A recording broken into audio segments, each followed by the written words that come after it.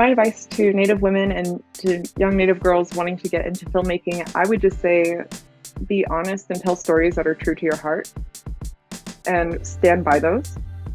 And for 1 second, don't ever doubt yourself.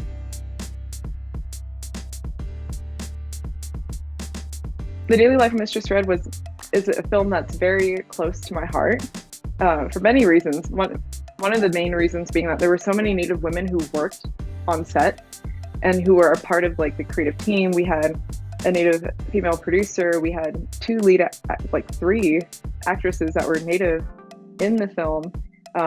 Behind the scenes, there were a lot of Native women too. And I feel like, especially when you're talking about Native women, if there's ever a film or a topic about Native women, there should be Native women in that room, no matter what it is. I think the portrayals in my film and challenging it within cinema is important, but I think the way that I'm challenging it is kind of letting Native women have a narrative of their own when it comes to sexuality.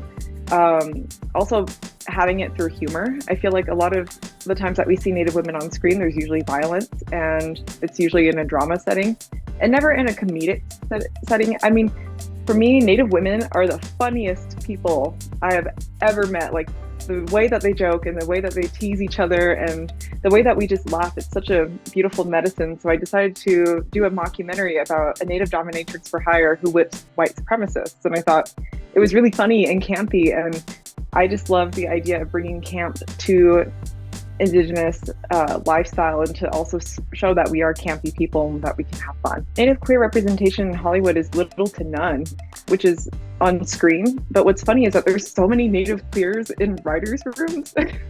And there's so many of us like out there. There's so many Native Indigenous queers, like it's a thing. And for me, as an Indigenous queer person, I'm someone who's female presenting. Like I try my best to showcase stories that are loving and stories that don't contain violence to them. And I remember promising to myself, okay, if I make something that's queer and Native, I'm going to make it beautiful because our people deserve to have a beautiful love and deserve to see that our love can exist on screen and it can be beautiful and it can be Indigenous and it can have everything that we dream of for ourselves. It was a blessing to have a lot of people come together and to enjoy this mockumentary and laugh, and people trying to not laugh while a man is being flagellated in the background. When I was casting Mistress Red, I got death threats via Instagram.